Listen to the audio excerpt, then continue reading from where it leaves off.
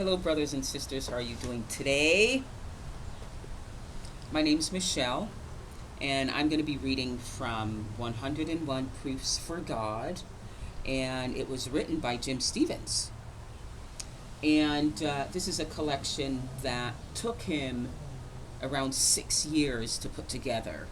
So can you imagine? Not one proof for God, but 101. Okay, so let's begin. I'm going to be reading chapter 34. It's called The Giraffe. The giraffe is one of the world's most amazing creatures. Children and adults alike will stand mesmerized just looking at it for long periods of time. The giraffe has many features that could not have evolved following steps in the theory of evolution. Namely, in small incremental steps over many generations.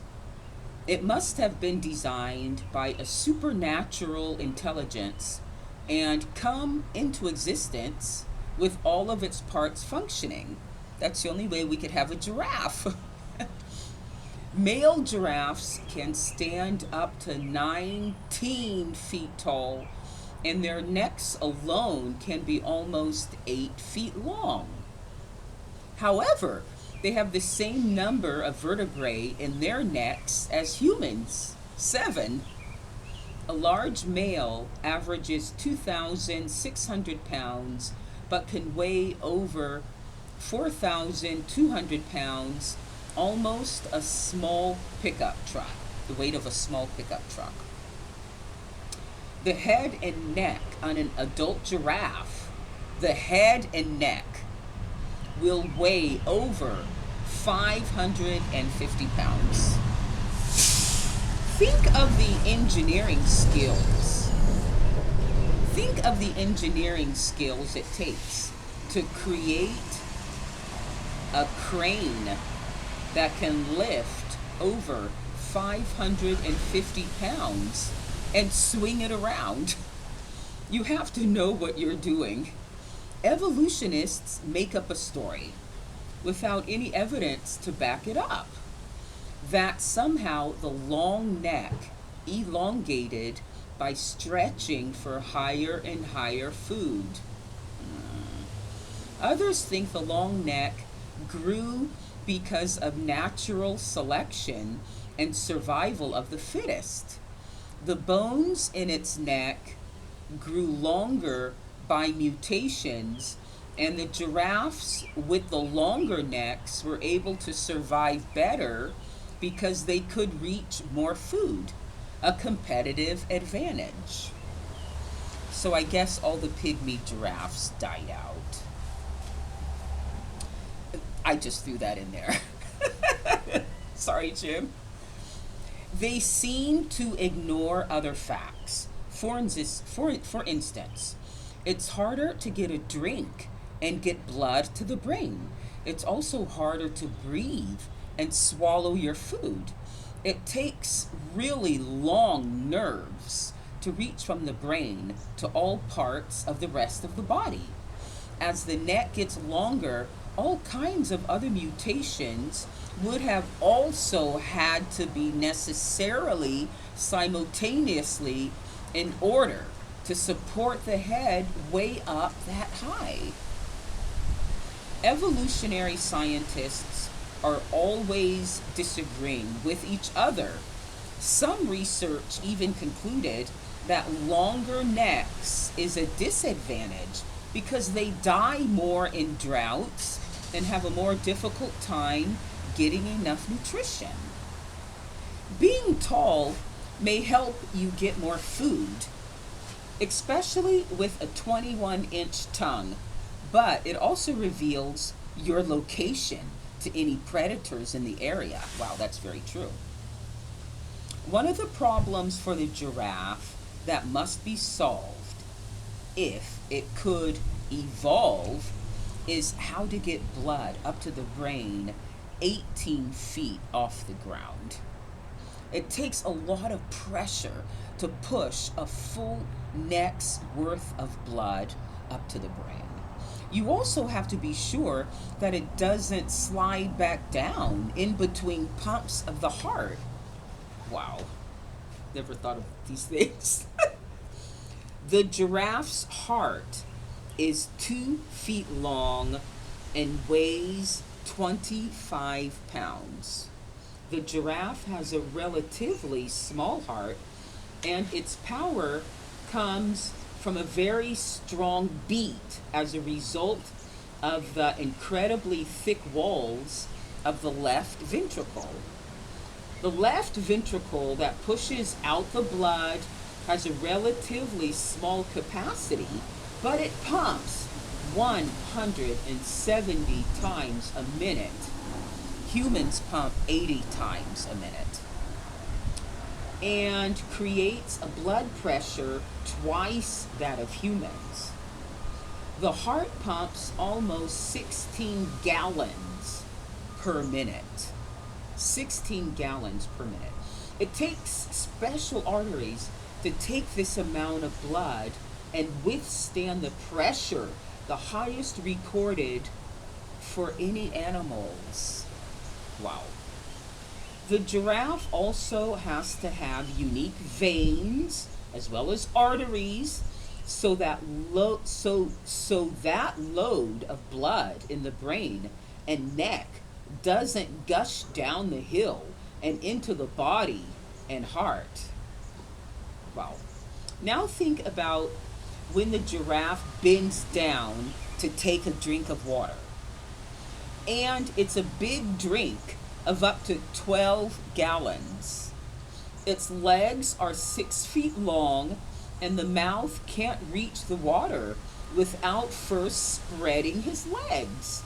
But when his head is down, the giraffe has just the opposite problem with his blood. The blood is now rushing to his head really fast. If the heart keeps pushing with the same pressure, it will blow his brains out. Now his arteries have to slow the blood from going down to his brain too fast. Unbelievable. But his veins also have to do the opposite from before and help the blood go uphill. So the blood has to flow downhill 8 to 10 feet, and then back uphill another 8 to 10 feet back to his heart. Now that takes some really specialized systems. So are you following so far? Jim's asking. Okay, the giraffe is bent over drinking with his front legs apart. Suddenly, a lion shows up to eat him. He'll have to raise his head from the ground level up to 18 feet really, really fast and start running. If he's slow, he dies and he doesn't reproduce. But what happens to his blood when he suddenly raises his head 18 feet in the air? It stays behind. Most likely, he passes out and gets eaten by the lion. There is no second chance in nature. You get it right the first time, or you don't survive. Scientists don't really know how all this works. You can read about them putting giraffes to sleep with drugs and trying to simulate these situations and see what's going on. Here's another issue for the rest of the giraffe's body. Since the giraffe has really high blood pressure,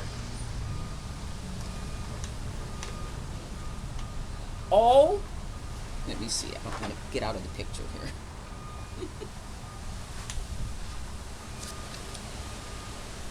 So the giraffe has really high blood pressure.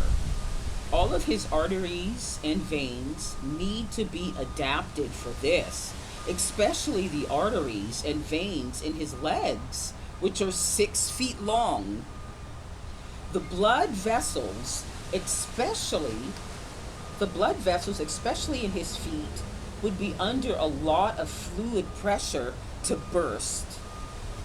Scientists say that the skin on his legs is really tight to prevent pressure building up in his feet.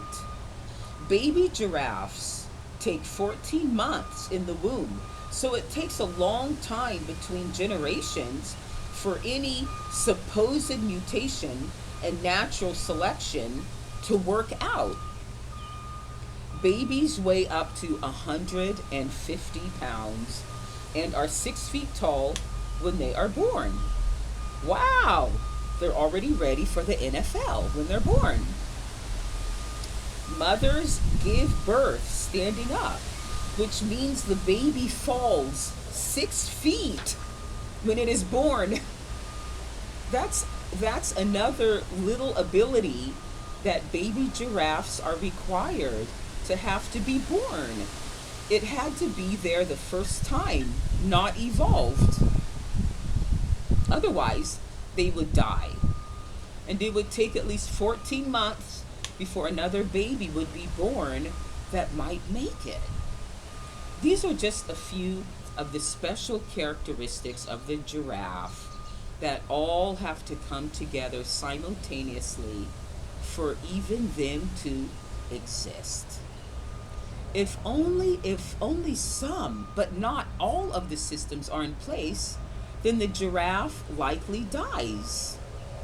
To say every living thing came about via mindless, random processes requires a faith that far exceeds belief in a supreme creator. As the renowned British physicist Lord Kelvin once wrote, overwhelming, strong proofs of intelligent and benevolent design lie around us, and the atheistic idea is so nonsensical that I cannot put it in words. That's what he said. Okay, to conclude, Jim is saying, God made the giraffe. He made it for you and me and our children to stare at in wonder and amazement. He made it as a gift for us. Sounds good. So there is God, and he shows us his love for us and all the things around us. Okay. Too awesome, Jim. Okay, that's just so wonderful. I love that. Okay, well, thank you so much. The next time we're going to read something else also quite fascinating. And I will see you then. Okay, take care. Have a good day. Bye.